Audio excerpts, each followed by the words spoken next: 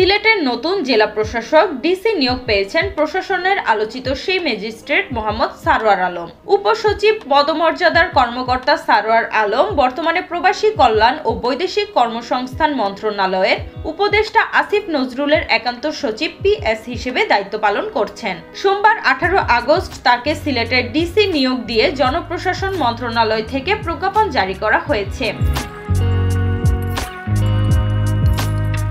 27তম BCS এর প্রশাসন ক্যাডারের কর্মকর্তা সারোয়ার আলম র্যাবের নির্বাহী ম্যাজিস্ট্রেট হিসেবে আলোচিত ছিলেন। সিনিয়র সহকারী সচিব পদে থাকাকালীন র্যাবের নির্বাহী ম্যাজিস্ট্রেট হিসেবে 3 শতাধিক ভেজাল বিরোধী অভিযান চালিয়ে ব্যাপক প্রশংসিত ছিলেন সারোয়ার আলম। ভেজাল অনিয়মের বিরুদ্ধে অভিযান পরিচালনা করে মানুষের প্রশংসা কুড়িয়েছেন। হঠাৎ 2020 সালের 9 নভেম্বর তাকে প্রবাসী কল্যাণ ও বৈদেশিক কর্মসংস্থান মন্ত্রণালয়ের সিনিয়র সহকারী সচিব হিসেবে বদলি করা হয়। 3 বার বঞ্চিত হওয়ার পর গত বছরের 14 আগস্ট উপসচিব পদে পদোন্নতি পান তিনি। এর আগে তিনি বঞ্চিত হলে নিজের ক্ষোভ জানিয়ে ফেসবুক স্ট্যাটাস দিয়েছিলেন।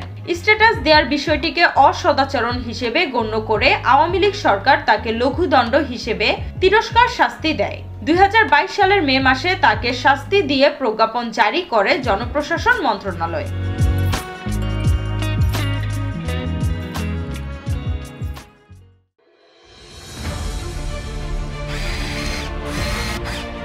আলোতে থাকুন, ফোকাসে থাকুন, হাত রাখুন প্রজন্মের হাতে।